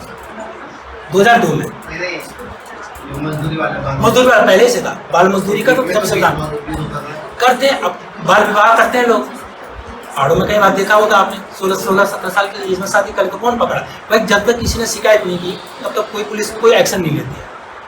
जब आप शिकायत करोगे तब तो एक्शन तो लेगा नहीं है, ठीक है। ऐसे ही भाग 3 में हमारे मौलिक अधिकार, भाग 4 में क्या है? नीति निर्देशक तत्व, जो कि हमने किसके संविधान से लिया है? आयरलैंड के संविधान से। और उसमें क्या है कि भाग 4 में है, भाग 4 में, और भाग 4A फिर है। भाग 4A में क्या है कि भाग 4A में मूल कर्तव्य जो बाद में जोड़े गए, मूल संविधान में नहीं थे, मूल कर्तव्य। जैसे मूल अधिकार है ना हमारे 6, ऐसे 11 मूल कर्तव्य भी हमारे, जो हमारे फंडामेंटल ड्यूटीज जिसको हम कहते हैं। जैसे कि राष्ट्रगान, अगर आपकी सुनाई देता है आपका राष्ट्रीय गान, तो आपको सावधान की मुद्रा में, आप कहीं भी धुन सुनाई दे रही हो, आपको सावधान की मुद्रा में खड़ा होना है, ये हमारा कर्तव्य है। अपने नेशनल फ्लैग का जो है रिस्पेक्ट करना, हमारे जो क्रांतिकारी थे उनको याद करना, उनकी जन्म दिवस मनाना, या जब वीर विक्रम उनको मनाना, इस तरह से सरकारी संपत्ति को नुकसान नहीं पहुंचाना, पर्यावरण को नुकसान नहीं पहुंचाना, ऐसे हमारे 11 ड्यूटीज भी हैं। ड्यूटीज तो बहुत हैं, लेकिन जो फंडामेंटल ड्यूटीज की बात कर रहा हूँ, अब अधिकार तो बहुत हैं, लेकिन जो 6 मौलिक अधिकार हैं जिससे हम प्रतीत होता है कि हम स्वतंत्र हैं। अगर 6 मौलिक अधिकार नहीं दिए होते तो हमें नहीं पता चलता कि हम स्वतंत्र हैं। तो कहाँ समानता रहती, कहाँ फ्रीडम रहती। अब जब अंग्रेज थे, आपको पता है कि अंग्रेज थे, तो अंग्रेज जिस होटल में जाते थे तो बाहर क्या लिखते थे जानते हैं आप? Dog and Indian not allowed. कुत्तों और भारतीयों को प्रवेश नहीं है, ठीक है ना। तो कहने वाला क्या है कि अब समानता का अधिकार है, स्वतंत्रता का अधिकार है, तो अब जो है ये क्योंकि हमको फंड राइट मिला हुआ है, ये किसी कानून में नहीं है, ये मौलिक अधिकार है। अब लास्ट जो अधिकार है, देखो अब यहाँ पे एक बात और आती है, लास्ट अधिकार कौन सा है? संवैधानिक उपचारों का अधिकार, कॉन्स्टिट्यूशनल रेमेडाइज। एक राइट है कि यदि इससे पहले के जो 5 मौलिक अधिकार हैं, यदि कोई व्यक्ति उसका हनन करता है तो आप सीधे जो है कोर्ट जा सकते हो। ये है उसका, आप सीधे कहां जा सकते हो? कोर्ट जा सकते हो, यदि इससे पहले के 5 अधिकारों का आपको कोई हनन करता है। जिसको अब देखो, एक तो ये था कि संविधान की आत्मा किसे कहा जाता है? अब यह है कि भीमराव अंबेडकर ने किस आर्टिकल को संविधान की आत्मा कहा? आर्टिकल 32 संवैधानिक उपचारों का अधिकार। ये कितना में? आर्टिकल 32 में। हाँ, ये आर्टिकल 32 में है, ये जो है आपका आर्टिकल 32 में है। और ये आर्टिकल कहता है कि यदि इससे पहले के जो मूल अधिकार है, आपके राइट्स हैं, इसका यदि कोई उल्लंघन करता है तो आप जो है स्वतंत्र हो, सीधे सुप्रीम कोर्ट जाने के लिए आप सीधे जो है दायर कर सकते हो। इसी को जो है भीमराव अंबेडकर ने इसको संविधान की आत्मा का आर्टिकल 32 को। और प्रॉपर अगर जो हम बात करते हैं कि प्रस्तावना को भारत की संविधान की आत्मा कहा जाता है और संविधान को भारत का परिचय पत्र कहा जाता है। इससे तो पता चलेगा, हम संविधान से तो पता चलेगा कि ये हमारा ये चीजें है। तो बहुत सारी चीजें हमने विदेशों के संविधान से ली, बहुत सारी चीज। इसलिए हमारे संविधान को कभी कभी आपने देखा होगा कि उधार का संविधान कहते सर, क्योंकि हमारा अपना कुछ नहीं है, उसके अंदर जो पॉइंट्स नियम है वो हमारे हैं, लेकिन जो बाहर से जो स्वरूप मतलब है। अब मौलिक अधिकार हमें कहाँ से मिला? अब देखो, मौलिक अधिकार जो भाग 3 में है, भाग 3 को मैग्ना कार्टा भी कहा जाता है, सुना होगा आपने, पढ़ा कभी? मौलिक अधिकार किसमें है? भाग 3 में। भाग 3 को मैग्ना कार्टा भी कहा जाता है। प्रश्न कभी आता है कि भारत का मैग्ना कार्टा किसे कहा जाता है? कई बार हमने वनडे इसमें एग्जाम दिए तो कई बार आता था कि भारत का किस भाग को भारत का मैग्ना कार्टा कहा जाता है? तो भाग 3 को मौलिक अधिकार, क्योंकि मौलिक अधिकार का जो स्वरूप है वो तो हमने अमेरिका के संविधान से लिया, उसके अंदर कुछ चीजें हमें जो है ब्रिटेन के संविधान से ली है, ठीक है ना। तो स्वरूप और उसके अंदर कुछ चीजें तो अपनी हैं, कुछ चीजें जो है एज इट हमने रखी उसमें, कि अमेरिका ने मौलिक ये बोला था, हमने भी सेम वही रख दिया। नीति निर्देशक तत्व तो ये रख दिया। अब आपने देखा होगा कि हमने जो है ऑस्ट्रेलिया के संविधान से, जैसे एक संसदीय कार्य प्रणाली होती है, कि संसद के 3 अंग होते हैं, लोकसभा और राष्ट्रपति, ठीक है। अब लोकसभा का चयन कैसे होगा, राज्यसभा के सदस्य का चयन कैसे होगा? तो ये हमने दूसरे के संविधान से लिए कि लोकसभा का चयन सीधे जनता के द्वारा होगा और राज्यसभा का चयन जो है जनता के द्वारा नहीं होगा। इसमें 12 सदस्य कौन मनोनीत करेगा? राष्ट्रपति। ये कहाँ से लिए हमने? ये दक्षिण अफ्रीका के संविधान से लिए कि 12 जो राज्यसभा के 12 सदस्य होते हैं उनको राष्ट्रपति मनोनीत करता है। और वो कहाँ से आते हैं? वो किसी भी फील्ड से हो सकते हैं, विज्ञान के क्षेत्र से हो सकते हैं, क्रीड़ा के क्षेत्र से हो सकते हैं, साहित्य के क्षेत्र से हो सकते हैं, व्यापार के क्षेत्र से हो सकते हैं, जिन्होंने अपने क्षेत्र में भारत का नाम रोशन किया हो। तो ऐसे हमने अन्य जगहों से ऐसे लिए। अब उसमें देखा हो, एक आती फोटो, जैसे कि गुरु महाराज जी ने कहा, महाराज जी पता होगा आपने एक सेमिनार में महाराज ने कहा कि क्या आपको पता है कि हमारे संविधान में हर पन्ने पे नहीं, हर भाग में भगवान की फोटो है। हाँ, हर भाग में। कितने भाग बताए मैंने? 22 भाग बताए। 22 भागों में 22 फोटो है। पहला पन्ना भाग 1 जो जिसमें आर्टिकल 1 से 4 है, उसमें किसकी है? सिंधु घाटी सभ्यता की फोटो है। लेकिन अब नहीं मिलेगा आपको मूल संविधान में। अभी देखा होगा जो मूल संविधान है प्रति, अभी एक चीज और रह गई कि हमारा संविधान, देखो हम संविधान तो इसने बनाया, पिता भीमराव अम्बेडकर को बोलते हैं। हमारा संविधान लिखा किसने है? जो हमारा संविधान हस्तलिखित है, आपको पता होना चाहिए। मूल संविधान आज तो कंप्यूटराइज कर दो, संशोधन कर दो, कुछ भी कर दो, आज भी जो है उसको संसद भवन में रखा गया है। किसी वो क्या बोलते हैं अमोनिया, जो किसी चीज़ को खराब नहीं करती, उसके पेज पी लेना पड़ जाए, तो ऐसा रखा हुआ है। तो आपने बताया कि हमारे जो संविधान को लिखा था वो लिखा था प्रेम बिहारी रायजादा ने, जिन्होंने लिखा। और कैसे लिखा? पूरी इटैलिक। सर आप नहीं कहोगी कि हाथ से लिखी हुई है, जैसे इटैलिक होती ना, आपने फॉन्ट देखा हो कंप्यूटर में, bold, italic, style, font style, ऐसी इटैलिक बिल्कुल कर्सिव टाइप की, वो लिखा है प्रेम बिहारी रायजादा ने। और जो फोटो से सजाया, जो फोटो बनाई है हर भाग, जैसे भाग 1 है, तो मैंने कहा भाग 1 में किसकी फोटो है? हड़प्पा सभ्यता यानी मोहनजोदड़ो, जो सिंधु घाटी सभ्यता की। भाग 2 में जानते किसकी फोटो है? सर भाग 2 में है एक आश्रम बना हुआ, 4 सन्यासी हैं। ये कभी बताया गया आपको? नहीं बताया गया, क्योंकि ये चीजें बाद में हटा दी गई। मूल संविधान में है, अब मूल संविधान को आप छेड़ नहीं सकते हो। यानी कि जो मैंने किताब लिखी और मैंने तो हाथ से लिखी, बाद में चाहे उसको मैंने प्रेस कर दी, लेकिन वो प्रति मेरे पास है, आप उसको छेड़ नहीं सकते। अब भाग 2 में एक आश्रम है, 4 सन्यासी है, और वो जो है दीक्षा या कुछ मतलब ग्रंथों का अध्ययन। तीसरे भाग 3 में वो नागरिकता वाले में है, जो मैंने कहा। भाग 1 में तो इनका है सिंधु घाटी सभ्यता, भाग 2 में किसका है? भाग 2 में है जो नागरिकता वाला है, उसमें है आश्रम, 4 सन्यासी ऐसे बने हुए, कुछ सन्यासी उसमें बने हुए। भाग 3 में जो चित्र है उसमें क्या है कि राम, लक्ष्मण, सीता जब श्रीलंका से बाई क्या बोलते उसको, पुष्पक विमान से जब आ रहे होते, उस समय की फोटो है भाग 3 में। ऐसा नहीं है, हमारे बुद्ध की फोटो है, गुरु गोविंद सिंह की फोटो है, रानी लक्ष्मीबाई की फोटो है, लेकिन अकबर की भी फोटो, अकबर के पूरे दरबार की फोटो है, पूरा अकबर दरबार लगा के बैठा हुआ है, उसकी फोटो है। टीपू सुल्तान की फोटो है, लक्ष्मीबाई भाग 13, 14 या 15 में लक्ष्मीबाई और टीपू सुल्तान की फोटो है। टीपू सुल्तान जानते हो मैसूर का बहुत बड़ा एक शासक रहा है दक्षिण भारत। उसके बाद जो है ऊंट की फोटो है, हिमालय की फोटो है, गंगा की फोटो है, सुभाष चंद्र बोस की भी फोटो है, महात्मा गांधी की भी फोटो है। तो ऐसे 22 भागों में 22 फोटो है। जब इतना समृद्ध हमारा इतिहास है, संस्कृति है, तो ये भारत के तो विदेशों से इतने सारे कानून क्यों लाए? अब ये चीजें ये थी कि इसको जो है कैसे सुदृढ़ करें, क्योंकि बातचीत मन में तो नहीं आई कुछ चीजें कैसे करें, इसको कैसे बनाएं।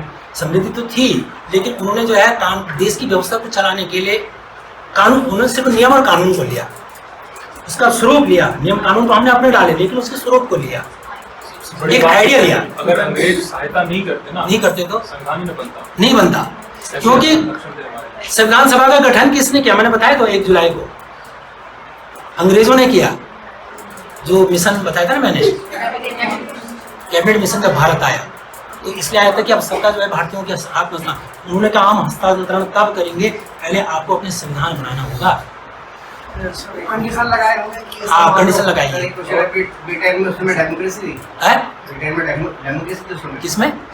ब्रिटेन में तो डेमोक्रेसी थी, लेकिन गणतंत्र रिपब्लिक नहीं है।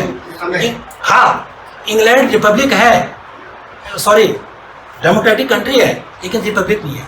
वहाँ इसलिए वहाँ राजा रानी वो वंशानुगत का चलता रहता है। आज ऑस्ट्रेलिया है, ऑस्ट्रेलिया क्या है? डेमोक्रेटिक कंट्री है, लेकिन रिपब्लिक नहीं है। वहाँ की जो जैसे हमारा राष्ट्रपति होता है, वहाँ जो है ब्रिटेन की जो रानी, अभी कौन, चार्ल्स क्या है उसका नाम? चार्ल्स, प्रिंस, उसका बेटा। तो अब वो ऑस्ट्रेलिया भी उसी के अंडर में है। बहुत सारे अभी कंट्री हैं जो उसके अंडर में है, लेकिन हमने बोला नहीं। अब संप्रभु का मतलब तो ये तो होता है, संप्रभु शब्द मैंने कहा था प्रस्तावना में, पहला जो स्वरूप है उसका पहला शब्द क्या है? संप्रभु का मतलब होता है कि अब भारत आंतरिक और बाह्य मामलों में जो भी निर्णय लेगा वो स्वयं कर लेगा, कोई दूसरा जो है हस्तक्षेप नहीं करेगा। किस देश के साथ कैसे संबंध रखने हैं, अंदर हमने किस स्टेट को नया स्टेट बनाना है, मर्ज करना है, क्या करना है, कौन सा, ये हम तय करेंगे, कोई बाहर का तय नहीं करेगा। संप्रभु का मतलब ये होता है जो प्रस्तावना के स्वरूप में पहला दिया, संप्रभु, फिर समाजवादी, फिर धर्मनिरपेक्ष या पंथ। 1946 में संविधान बन गया था, तो पाकिस्तान बना 1947 नहीं, इसकी गठन शुरू हुआ था। मैं ये कह रहा हूँ कि संविधान तो पूरे देश के लिए एक बना था ना। हाँ, एक बना था, पूरे देश के लिए तो नहीं बना था। उसी संविधान को कॉपी करके पाकिस्तान ले जाया गया। जब वो बन रहा था तो ये तो डिसाइडेड ही था कि पाकिस्तान बनेगा, बाद में डिसाइड हो गया था। डिसाइड था। मैं ये कह रहा हूँ कि हमें पढ़ाया जाता है कि अंग्रेजों ने आर्थिक तोड़ो नीतियाँ बनाई, अंग्रेज नहीं सोच रहे थे कि हम जाके दो देश बना देंगे, वो ये सोच के नहीं आए थे। जब वो आए थे वो एक संविधान के लिए एक चीज, एक कांग्रेस, एक हाँ, कमेटी बनाई, जो- दो कमेटियां नहीं जो- बनाई।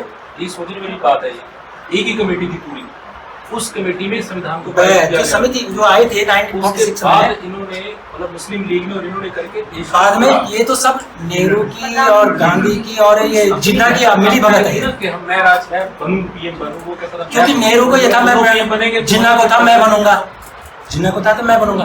अब नेहरू ने सोचा जिन्ना बनेगा तो मैं नहीं बनूंगा, जिन्ना ने सोचा नेहरू बनेगा। इससे ऐसा करते इन्होंने सलाह की आपस में इसके दो फाड़ कर लेते, अलग बन जाए अलग। मतलब बहुत सारी जो है अब लोगों को पता चलते हैं। अभी आपको पता है कि सोशल मीडिया से हमें आज पता चलता है अपने धर्म जाति और कैसे हमारा था, आज सोशल मीडिया से हमें पता चलता है। अभी मैं आपने देखा होगा क्या त्रिवेदी हैं जो बीजेपी के स्पोक पर्सन हैं, सुधांशु त्रिवेदी, कभी उनको सुनना आप, उनकी वीडियो मैं देखता हूँ रियल में। वो एक दिन कह रहे थे कि इसी चीज़ पे एक दिन सवाल देश को देखो, जेएनयू आप जानते हो जवाहरलाल नेहरू यूनिवर्सिटी जो कि वामपंथियों का गढ़ है, कॉमरेडों का गढ़ है, वो आज भी रोहिला थापर जैसे, कन्हैया जैसे जो आज शिक्षित जो बोलते हैं वो सब वहीं से आए, आज भी है। वो आज भी देश तोड़ने की बात करते हैं। वो हिंदू नहीं मानते, वो देवी देवताओं को नहीं मानते हैं। वो ठीक है, वो मुसलमान, वो नमाज पढ़ा अच्छी बात है, लेकिन कोई अगर पूजा पाठ करा नहीं मानते हो, नहीं मानते हो। तो एक जेएनयू के प्रोफेसर ने उनको कहा, अब देखो तोड़ने के लिए, कि अगर कोई शेड्यूल कास्ट का व्यक्ति, एससी का व्यक्ति कोई रावण की पूजा करने चाहे तो आप लोगों को क्या प्रॉब्लम? ठीक है, आप लोग भी तो ब्राह्मण लोग हैं, आप भी तो राम की पूजा करते हो। देखो फूट डालने के लिए आज मैं कह रहा हूँ ना, हमारी पॉलिटिकल पार्टी ने इसको और स्ट्रॉन्ग कर दिया है, इतना अंग्रेजों ने भी नहीं किया। तो वो कहते, मैंने कहा कि रावण कौन था? रावण कौन था? रावण विद्वान था, ब्राह्मण था। और राम जिन्होंने रामायण लिखी वो कौन थे? वाल्मीकि। वो किस समाज से आते थे? जो आज वाल्मीकि जो फॉलोअर्स हैं वाल्मीकि समाज, बिल्कुल एक, अगर हम जाति की बात करें तो निम्न वर्ग से आते हैं।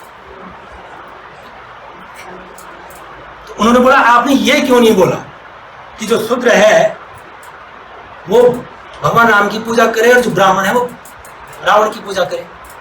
ये आपने ये बात क्यों नहीं बोली? तो इस तरह से देखो, लड़ाने के लिए, जातियों में बांटने के लिए जो है, इस तरह से आपने देखो बहुत सारे हैं, बहुत सारे। अभी जाति गणना की बात हुई और शायद सरकार मान भी गई उसको जाति गणना कराने के लिए। आपने बिहार में देखो कितनी जातियाँ, भूमिहार और ये और वो और पता नहीं कौन कौन से केवट और पता नहीं कौन, बहुत सारी हैं। एक कहते हैं अब देखो, कभी लोहार और सोनार, कभी किसी ने नहीं बोला मैं बड़ा हूँ। बड़ा जो है समाज ने, बड़ा छोटा ये समाज ने और ये इतिहासकारों ने जो है, जो इस तरह के वामपंथी जो इतिहासकार थे, हमारा वास्तविक इतिहास तो वामपंथियों का लिखा इतिहास है। तो हमारे देश के हालात देखो, एआई के जमाने में हमें जाति गणना की जरूरत पड़ रही है। ऐसी आज विडंबना देखो, आज भी वही है। ऐसा नहीं है कि हमारी सोच बदल गई है, मतलब इंडियन टेक्नोलॉजी एक आरटी, हम बोलते हैं ना, सूचना प्रौद्योगिकी का दौर चल रहा है, आईटी युग। तो इसमें हमारे साथ तो कल्चर में आएंगे। देखो, कोई भी चीज़ ठीक करना समय लगता है। जो एक लंबे पीरियड से चल रही हो तो उसको एक रात में ठीक नहीं कर सकते, एक दिन में ठीक नहीं कर सकते। तो बहुत सारी चीज़ें, अब देखो आज से 30 साल पहले आज में देखो बहुत अंतर आ गया होगा, और आज 30 साल बाद और इसमें अंतर आ जाए। लेकिन हम ये नहीं बोल सकते पूरे अनटचेबिलिटी एक साथ खत्म हो जाएगी, या दहेज प्रथा एक साथ खत्म हो जाएगी, या जो बंधुआ मजदूरी होती थी, जैसे मैं सुनता था कि किसी ने कर्ज लिया और दे नहीं पाया तो उसको बंधुआ बना देते थे और उसकी जड़ी मजदूरी का दुनिया तो खाना भी नहीं देते थे। ऐसे कई किस्से सुने हैं मैंने। ये दो तीन दिन पहले सरजू सर सुना मैंने कि सरजू सर वहीं से जो है, सरजू सर की जो माता पिता को बड़ा जुर्म में ऊपर कहीं हुआ होकर लिया हो कोई कर्ज, तो बंधुआ मजदूरी, तो इस तरह से जो है, तो ये चीज़ें खत्म होने में टाइम लगती है। तो ये बहुत सारी चीज़ें हैं हमारे साथ। हाँ, जो मैंने पिक्चर की बात की थी, ये डिज़ाइन किया था नंदलाल बोस ने, नंदलाल बोस। ये नंदलाल बोस कौन थे? ये शांतिनिकेतन में आर्ट के प्रोफेसर थे सर। शांतिनिकेतन जो यूनिवर्सिटी है, अनिल भट्ट जी जहाँ से पढ़ा के, यूनिवर्सिटी या कॉलेज क्या है, यूनिवर्सिटी भी है, कॉलेज भी है। तो वहाँ पे ये क्या हुआ कि ये जो है वहाँ पे आर्ट के टीचर थे, कला के। और इनके साथ एक और उनके सहयोगी थे। तो इनको बुलाया गया स्पेशल दिल्ली, तो नंदलाल बोस, इन्होंने पूरा 2-2.5 महीने लगे इनको, और इन्होंने उस समय वेतन कहते हैं कि 21,000 रुपये